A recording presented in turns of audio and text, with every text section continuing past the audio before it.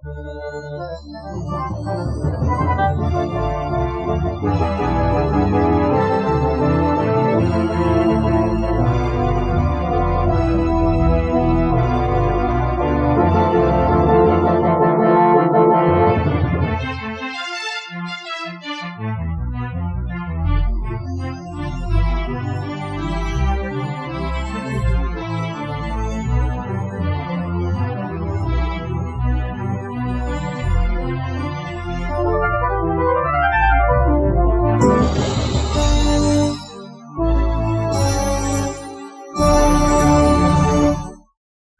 Dean. I'm the dad. I'm Laura. I'm the mom. And I'm Krysta. I'm the daughter. And together we are Family Plot. Well, that was nice. It worked out so well. How are my two favorite women? I'm exhausted, but I'm happy to be on with you, dear. I'm happy to be here with you both. So, let's see. Well, we did... Hey, Krysta didn't answer. Why aren't you answering? Because it's been a rough week. Yes, it has. It's been a rough couple of weeks. But Krysta, we're here for you.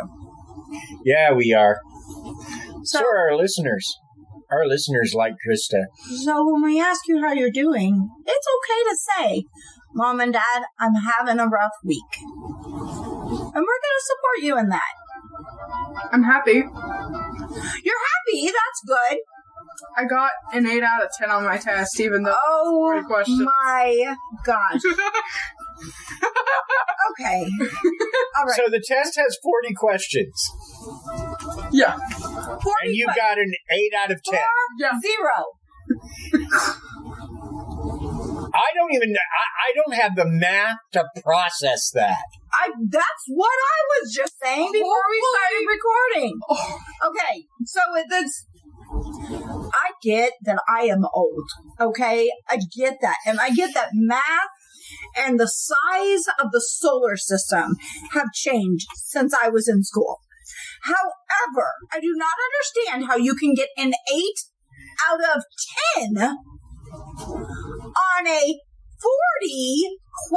40-question test. Can I explain it? You can try. So you know how things are just like converting decimals to fractions? Ish, yes. It's basically like that, but changing whole numbers to fractions. Okay. By converting it downward. But if that's the case, then you haven't even converted it down as low as it can go. In that case, why isn't it 4/5? Because of the grading format. They do not want to change the grading format. But then they could have just said 32 out of 40 and it would have been fine. Why get picky once you get down to the, well, it's 8 out of 10. No, we can go further. It wasn't a 10 to begin with.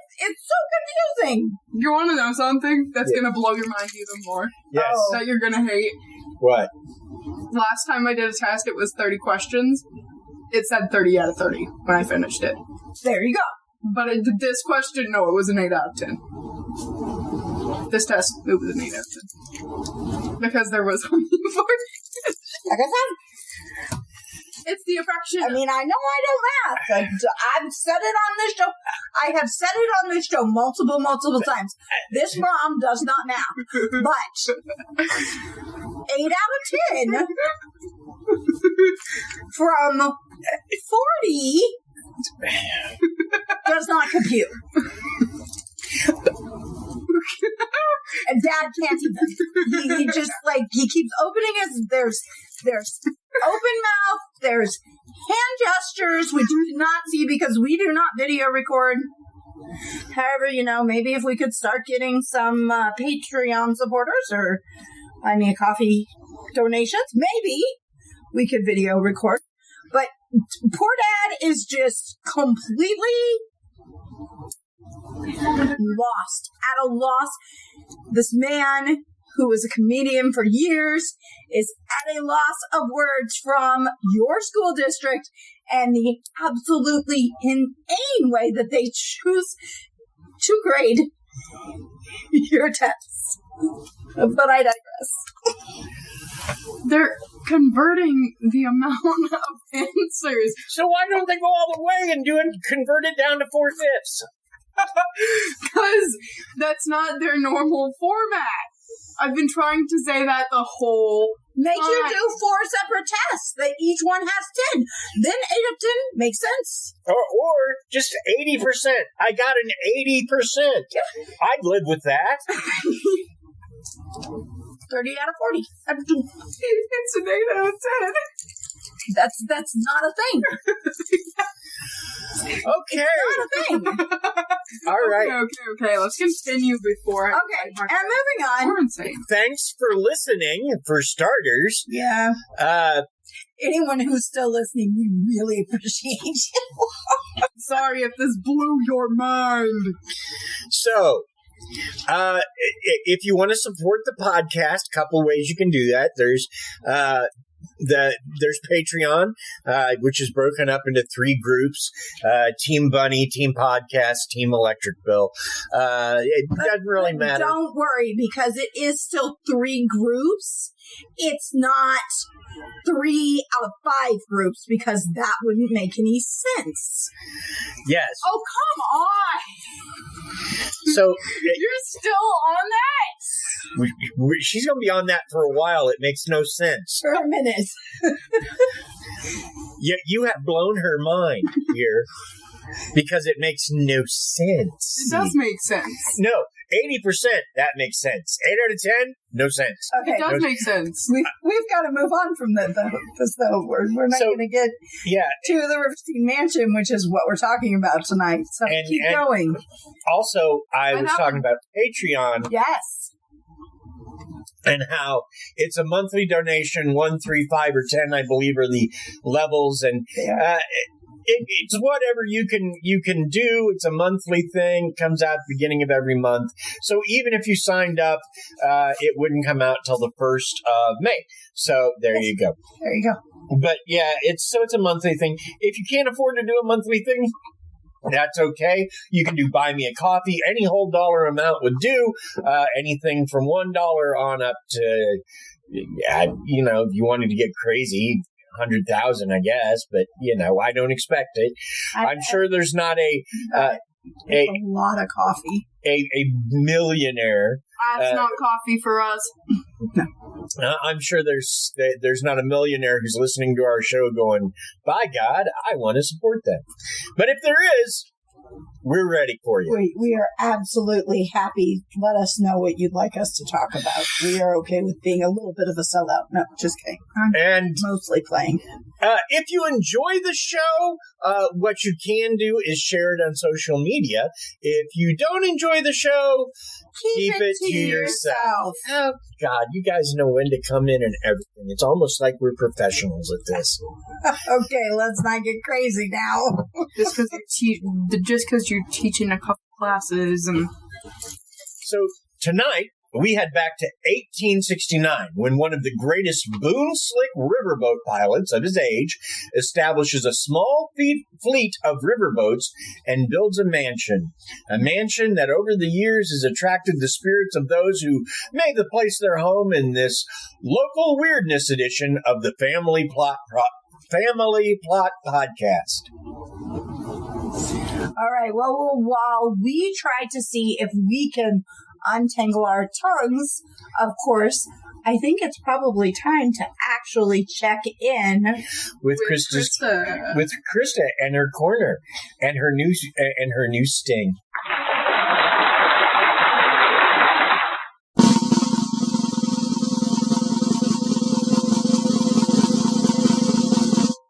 It's not just any corner, it's Krysta's corner. Hello, everybody. Welcome back to the corner. It's been a long week. It has. How are we doing this week? Let's recheck on that. I'm a little perturbed because I still can't figure out the 8 out of 10 on a 40-question I don't test. understand why you can't understand that. It's a thing. We're old. We just don't get it. Go on. Okay. Well, don't touch my foot. He's trying to tickle me, guys. I would never do such a thing.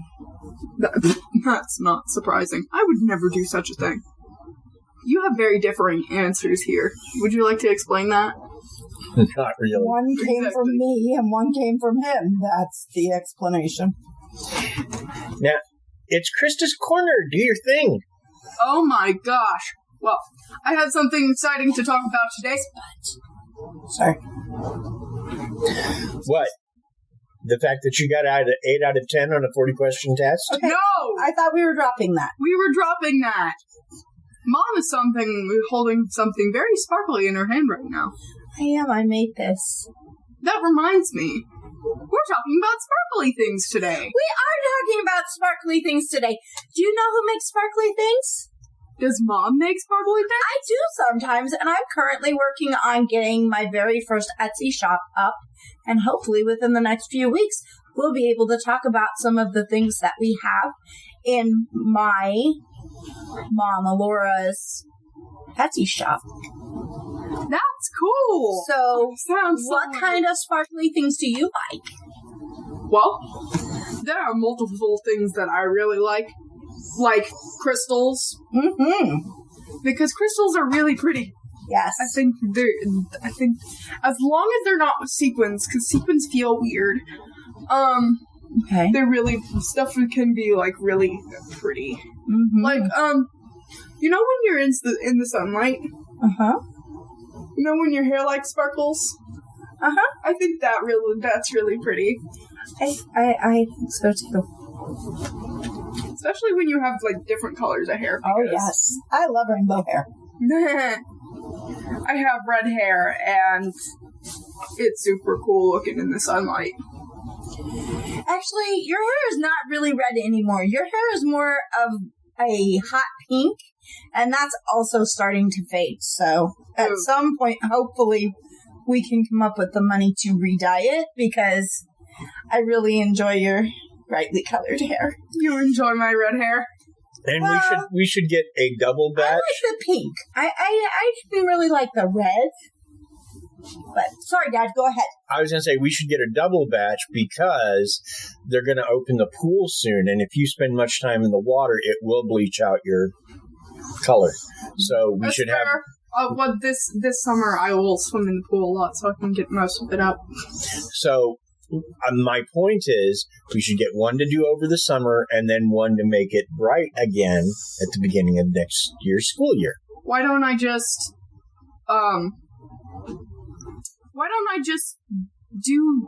use the rest, or not use the rest, but finish having this hair and then start at the bow? Because I thought you might want to, I don't know, change it up for the summer or something. I know, I don't mind changing it up for the summer, just the only thing I have with that is I don't mind having red hair either. Cool. Nifty. Anyway, speaking of sparkly things in the pool, there are also sparkly things in the pool. Well, not always, but you know when the sun glimmers and it reflects off the pool? It's also really pretty. It is really pretty. It also will give you quite the sunburn. Oh, yeah, if you don't put on sunscreen. Remember to wear your sunscreen when you're at the pool, kids. Wear the sunscreen. Because if you don't wear the sunscreen, that's not a good thing. It's a Krysta PSA. You're gonna hurt. Your back is gonna hurt. That's true. So far, Krysta, it's excellent. I give you an 8 out of 10. An 8 out of 10? Yeah. Oh my god! You and your 8 out of 10! I don't hurt you. How about an 80% out of 10? Dad!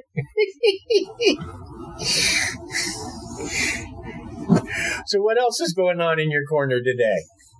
Well, I finished talking about sparkly things.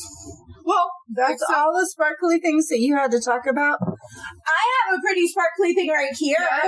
Yes, there's a super pretty sparkly thing. I don't know what it's called, but it's really sparkly and pretty. It's prisms. It's very sparkly and pretty. Yes. It's very pretty. Like my Krysta. Like our Krysta. Oh, and she makes little purry noises, which is even cute. That is cute. So I'm not done talking about sparkly things, apparently. If you are, that's fine. I just need to know so I can, put in the applause. No, we're not done talking about sparkly things. Okay, what else you got for us? Yeah. Well, there are multiple sparkly things, including paint, nail polish, as Mom's putting on right now. You didn't have to out me. I was just going to touch it up while you were talking, but I'll not. Okay. No, I just wanted to bring up nail polish. You can paint your nails. It's okay. I'm good.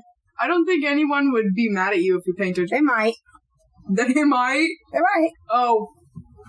Shoot. Don't be mad at my mom for painting her nails. She's a girly girl. She does that. Gel pens. They're sparkly gel pens. Gel pens. Yes, I'm going to send you to. I have some sparkly. I have some sparkly. We're all dying here. It's been a long day. I have some sparkly gel pens. Colored pencils as well.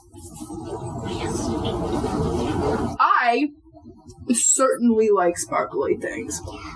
And I have another sparkly thing. I have a dino mask, which is a form of fursuit in the furry community, because I am a furry myself. Yes, you are. But one of my dino masks has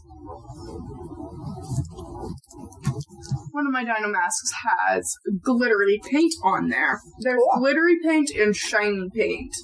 The glittery paint is near the mouth over here, and the shiny paint goes like onward into the beak like this. Cool. What are your favorite shiny things? Money. Oh. Money. Gold. Yeah, gold coins are very cool. Platinum coins are better, but gold coins are pretty cool. My comics, I guess, are kind of shiny. My kids are shiny. Am I? Sometimes. Only when I put on shiny perfume. No. Oh yeah, shiny perfume. Glitter, shiny. Some perfume like glitter. My kids make me feel good most of the time. So that makes them shiny, happy kids. Aww. Like Mom. Mom makes you happy, so she's glitter. Your mom makes me happy all the time. Sometimes. Only sometimes with us, but all the time with Mom. Well, sometimes you guys are kind of a pain in the butt. I know we're a pain in the tush, but I didn't know we were talking about serious problems on the podcast. There's no serious problems. What are you talking about? Mansions can be shiny. Only if they have a maid to clean it. A maid or a butler. Either or. Or just a cleaner. Or either? Or either, yeah. Maybe both. Either or. Cool. Or maybe just a cleaner. Because, heck, we don't know their pronouns. Sometimes they can go by they, them. I'm being inclusive here. Super. Super duper. Wait, you're being inclusive? That's yes. what she said. So am I being exclusive? No. Maybe. We both said very different things. I'm saying no. He's saying yes. She's saying yes. I said maybe. You said maybe. That's weird. My brain hurts. So far, so good, Krysta. You get an 80% so far. Dang! Okay, we're gonna move on now. Chris, did you have anything else you wanted to talk about? Nope. That's all the glittery things I can think of. Alrighty. I like glittery things. There's some applause for my Krysta and her glittery things. Aw, yay, Krysta. So, let's talk about the Rivercene Mansion a bit. You can't really talk about it without talking about the man who conceived of it. Riverboat Captain Extraordinaire Joseph Kinney. Born in Washington County, Pennsylvania on October 30th, 1810, which is kind of appropriate. He was born on Halloween Eve in a podcast discussing a haunted mansion. Anyway, so yeah, that was our dear riverboat captain. And he died on March 3rd, 1892, at the tender age of 81. In New Franklin, located in Howard County, Missouri, so he had a fairly long life. He was a riverboat pilot. Some called him the best Boonslick riverboat captain of his day. Now, Boonslick was something that when I ran across it, I did not recognize at all. I had no idea what a Boonslick riverboat captain was. And all Boonslick means is it's a euphemism referring to Boone's Lick, Missouri, which, why am I not surprised that there's a town in Missouri named Boone's Lick? But it's a fairly important area for anyone looking to travel across the country. A lot of the travel started in Boone's Lick, or Boone's Lick was a stopping point. I'm not sure what, but it was an important stop on the way. Because I know, like, St. Louis is where most of the wagons trains started. So Boonslick, I'm guessing, was probably the first refueling stop. And again, and I couldn't find out for sure, but I wonder if it's referring to Daniel Boone, in which case, what's he licking in Missouri? Do we really want to know? Probably not, but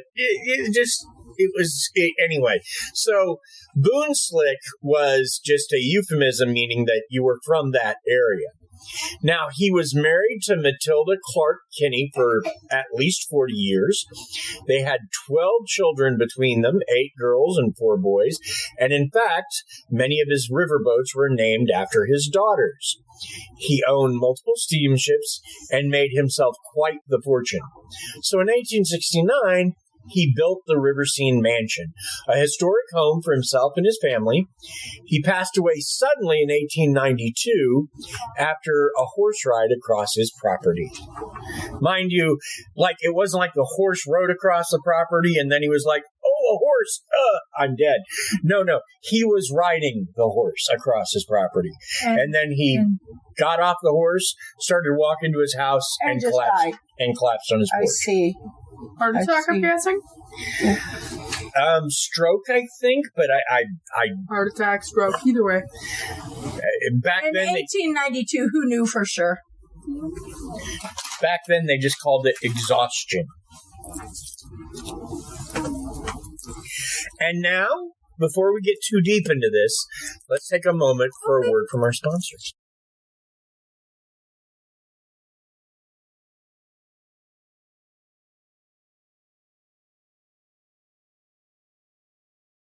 Hey, honey. Yes, dear.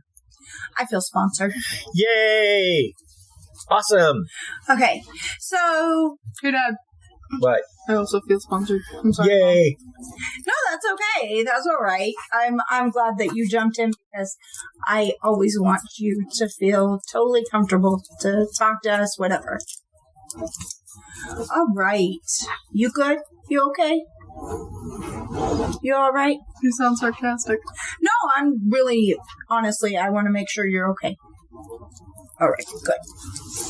Because as you already said, you had a rough week. So, and I know that your dad and we get busy sometimes. So I just want you to know we're here for you. Yeah? Okay. All right. Are we good to talk about? Yeah. Okay. So I'm going to talk about Matilda Kinney. And part of the reason that I always think about you, you're my Krysta. But when I hear stories about moms and what they had to go through back in the late 1800s, early 1900s, and have to hear about, how difficult things were for them, and that makes me really appreciate you. So Matilda Clark Kinney was their mom. Was his wife. Yeah.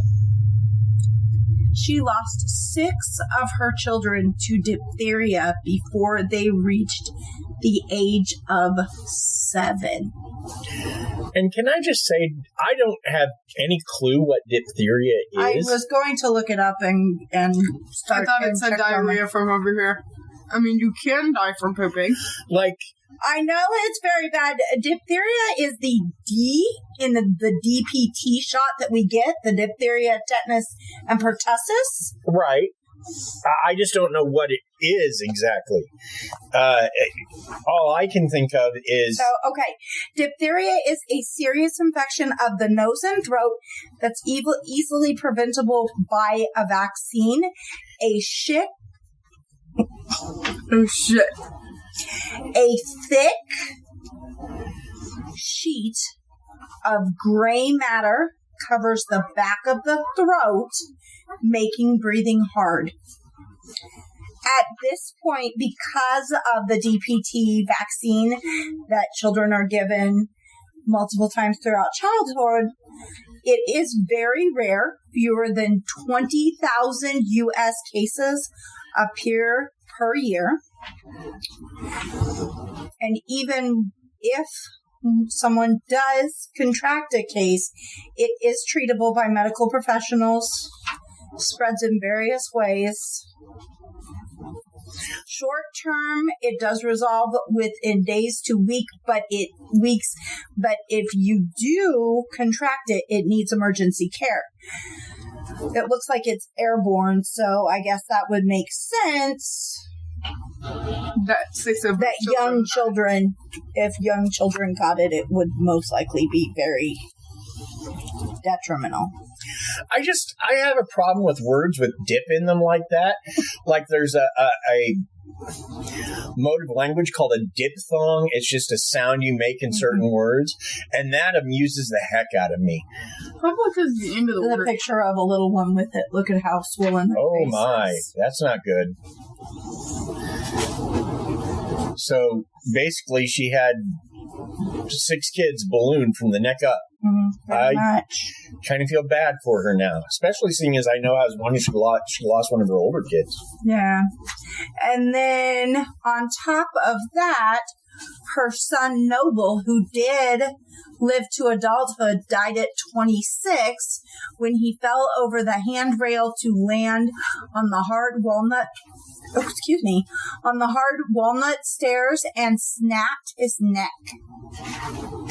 Many feel like his death was just too much for her, and she plodded along until her own death in 1896. So she survived her husband another 4 years after he passed. Which is that she is a sad figure, but she's also one that's regularly seen there, and everybody says she looks forlorn. Oh, I'm sure. I'm sure. Lose 7 children and your spouse all before you pass. Wow. Oh, and trigger warning right here because I'm about to say something. But I'm just glad that she didn't commit anything. Yeah. Because a lot of the people does it say how many children they had altogether? Oh, they did. It says they had 8 girls and 4 boys. They had 12 children. So she still had 5 that may have been still living or would have still been living before she passed. So, I mean, she still had some of her children around her. Right, but it's still like... Yeah, it would be heartbreaking. Well, and then she lost another child in there somewhere, because when she died in 1896, I know that the Rivercene Mansion itself was left to her surviving children, and at that point, there was only 4. So we lost one in there, and we don't quite know how. Right. But, I mean, 1896, or with 1800s, Civil War, man, there was so many ways to die. Like, that movie that there's a million ways to die in the West, it kind of applies to the time period we're talking about. I double wrapped it. Okay. Woohoo. I give you 8 out of 10. No! Come on! The Rivercene Mansion was built in 1869, a 3-story Second Empire-style house located in the New Franklin part of town in Howard County, Missouri. It has 2 wings and 4 porches. New Franklin is very near Booneville, Missouri, where one can find Thespian Hall, a haunted theater we covered in a previous episode. Yeah. It is orange in color, and once it was built, it remained home to the Kinney family at least until 1892 when Joseph Clark Kinney passed away. Now, we know it actually stayed in the family longer than that because Matilda survived him by 4 years, and she left it to her surviving children, and we know there were 4 of them. Mm-hmm. So probably till the early 1900s. Mm-hmm. It was planned by architect G.W. Osborne, who planned many similar homes. It was planned as a party house, like it wasn't going to be their main residence. Mm-hmm. It was just a place where they had parties. Where Joseph Keeler could take a ship with family and friends on it, mm-hmm. dock it near his house, and then they could all go in that house and party. So it was originally built as kind of a party house. Mm-hmm. It became a house where they lived and worked, but they had multiple houses. I see. Now, after that, it went into a period of decline and repair until it was purchased by biology professor Joe Eli and horror writer Don Upp. And in case you're wondering, that name is spelled D-O-N-N-U-P-P. Don Upp. They have refurbished the property, though they both would like to see it restored to its 1869 condition. It was added to the National Register of Historic Places in 1973 as a way to get it taken care of, because by then it was seriously dilapidated. Sure. And so the flood of 1993 that we had here in Missouri really took its toll on the property, and the home was almost totally destroyed in that flood. The water was waist deep and covered several steps of the grand staircase. When the water receded, it left the floors and part of the walls covered with muck from the river. A shed, which held the original windows and many fixtures, was washed away by the raging waters of the mighty Missouri River. Despite the ravages of time, the Victorian-era home has retained much of its splendor. At the door, an original crank doorbell still works. There are 11 fireplaces throughout the mansion, 9 with marble fronts that were quarried in Carrara, Italy, the same place where Michelangelo mined material for his sculptures. The ladies' parlor on the first floor holds most of the surviving Kinney family possessions, a rusted typewriter, dog-eared family letters and journals, furniture that Matilda had acquired in China, and Civil War relics. Which, it's weird because this is a time right around the Civil War, and we're not talking about it much, but it doesn't seem to have affected the area that much. I mean, I'm sure people lost family in the war and whatnot. Sure. And there might have been 1 or 2 battles, but overall, it just doesn't seem like it was... Just got lucky. Yeah, it just doesn't seem like it was a place that they fought over. Mm-hmm. Like it wasn't a battlefield that people had to have. Well, it was near the river, but I don't think Booneville was considered like a big advantageous area, you know. I don't think it's really high on a rise or had anything that really made it something that they wanted to necessarily fight over. So I think it was probably just an area that maybe got passed over. I could be totally wrong. I'm not a historian. Neither am I, but... Apparently, they really oversold that Boonslick area because they sure as heck weren't. Maybe it was the name. I mean, Boonslick might run some people off. You want to move to Boonslick, Krysta? No, I'm good. I don't want to live in a town the last name is Lick. I don't. Yeah, Salt Lick. Yeah. I don't care. Nope. No. Boonslick is even worse though because Boone's is like a term for. I'm pretty sure it's criminals or homeless people. One of the two. I don't know. Never heard that. That's new to me, but that's okay. That's okay. All right. So we're going to talk about some hauntings, though, right? Yes. The house is.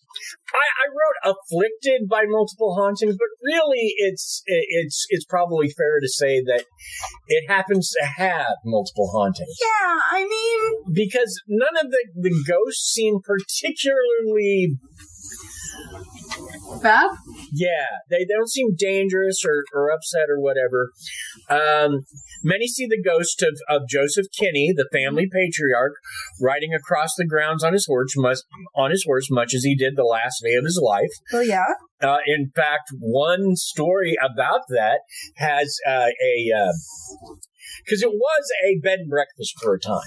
Okay. And one of the guests at the bed and breakfast was driving up, and they saw this old guy riding a horse across the property, and they went to... So they get there, and they're like, who's riding the horse? And they're like, there's not even a stable on the property anymore. So... Nobody's riding the horse. So yeah, but he's seen riding the horse and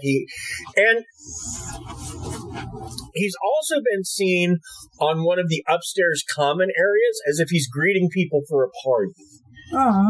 So those strike me as residual hauntings. Yeah, not necessarily like intelligent hauntings, just residual. Yeah, like he wasn't ready to go. Yeah, and then. Or he's just happy there. And so just kind of continuing his... Now, further, many people claim to see young Noble Kinney standing at the wooden rail as he did the last time at that house. So just the rail he stood at just before he fell and broke his neck. Well, and isn't there something about residual hauntings and... like quartz stone and running water. And yes. We have a lot of that in, the Missouri River Valley where the river actually runs through. Right. So, right. I mean, all of that makes total sense and definitely goes right along with the whole residual haunting idea. I can't even remember what they're called, but they're basically like paranormal attraction objects. There's an actual vocabulary word for it. I just can't remember what it is right now. Yeah, it's limestone because, and that's basically the stone tape theory is what you're talking about. And yes, very definitely a possibility here because most of these hauntings sound like residual hauntings. There's not a lot of active, intelligent hauntings that they found. The voices and sounds of children can be heard, and guests and like I said, the place has been a bed and breakfast, have complained about misbehaving children of other guests, only to discover that they were at the B&B alone. Wow. Matilda Clark Kinney can often be seen standing in the hallways looking forlorn, or alternately concerned, especially if guests seem to be loud or destructive. She has also been seen in a chair knitting and looking forlorn. The place has also been given visiting paranormal investigators many photos of both apparitions and EVPs. EVPs include a man's voice saying, "Good, do it," and "All right," and a woman's voice saying, among other things, "Oh my," and "Very well." Oh no, and very well. Oh yeah, oh no, and very well. Sorry. Okay, fine. I should have read hers. Hers is much bigger. Mine is small. Anyway, so there is some active haunting, but most of it seems to be residual, which, with talking about the stone tape theory and the fact that it's all right there next to the Missouri River, it does make a certain amount of sense. Absolutely. Also, you've got the family there, and it seems like they really enjoy this home, that their home. So, I mean, it seems to me like if it is haunted, I feel like it's just, it doesn't sound like it's anything at all that's malicious.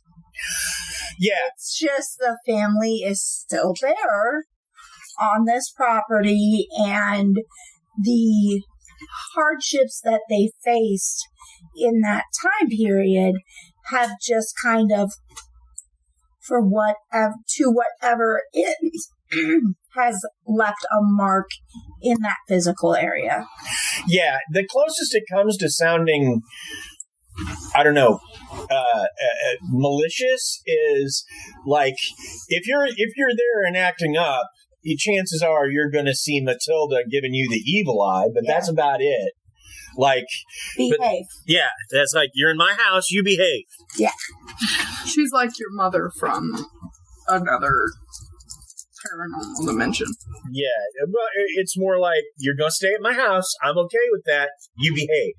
I'm okay if you stay at my house, but I need you to behave, because if you don't, I had kids. I will treat you like one. I don't care if you're full blown. Absolutely. So, I mean, so it's a beautiful. It is still a very beautiful mansion and area, and they do still do like tours and all of that. They do tours. They still occasionally open it up as a bed and breakfast. Mm-hmm. It is now owned by a chemistry professor and an author. And who both are in love with the house.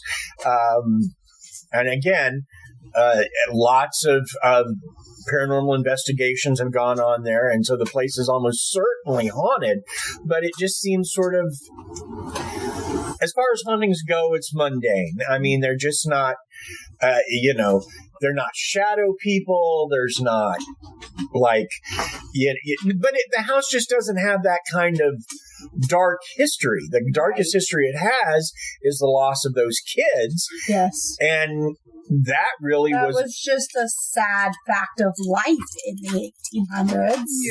Right. So, yeah, it doesn't have the darkness that some of the places we've looked into do. Sure. And so, yeah, if you get a chance, it just seems like the kind of place that if you want to go and see a haunting, and, residual hauntings are they don't even interact with you. You just see them.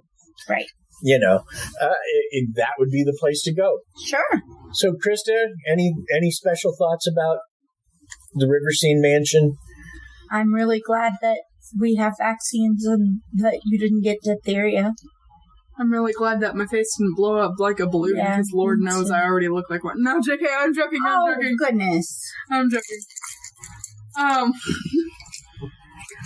I am really glad that hasn't happened to us in our generation. It's no more than, I think, that they were just happy where they were in life, and it was the place that they felt attached to afterlife. Mm-hmm. Well, yeah, if this podcast were to suddenly take off, for example, and I were able to build us a house, mm-hmm. and, I was able to build the kind of house I wanted, chances are you'd see my ghost at that place, because I'd be happy there, because I have you and, the kids and That's Krysta. A place that you're connected I'm the to. kid. Sure. Yeah. You're a beautiful kid, but you're my kid. So, yeah, I don't know. I will say this. We did wind up doing this because last year, or maybe it was the year before, we went to Springfield for a family vacation, which isn't too far from us. It's a beautiful little section of Missouri countryside. The one where we places to eat and whatever. Yeah. And It's fun.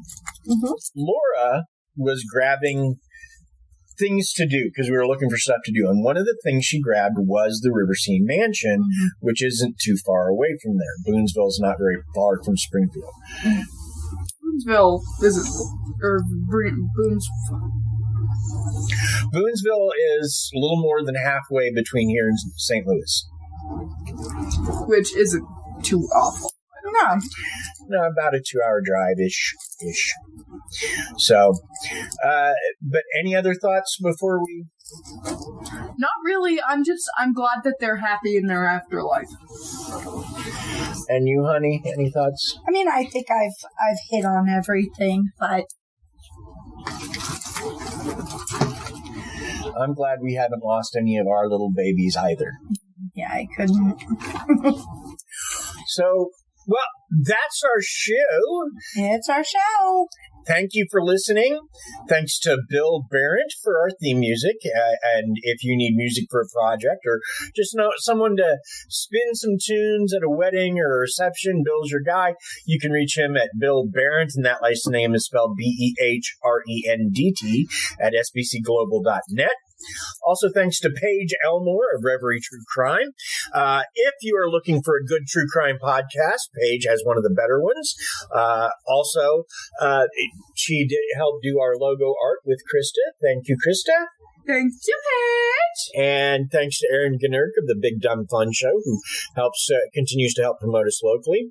Thanks to the Rivercene Mansion Facebook page and bed and breakfast pages. Thanks for the various mid-Missouri paranormal investigation groups who have sites up that gave me information about the hauntings in the mansion itself.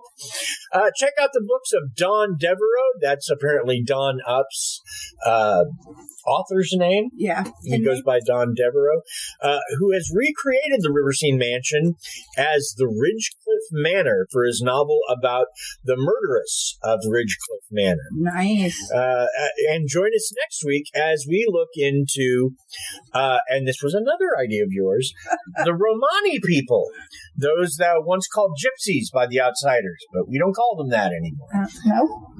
Bye!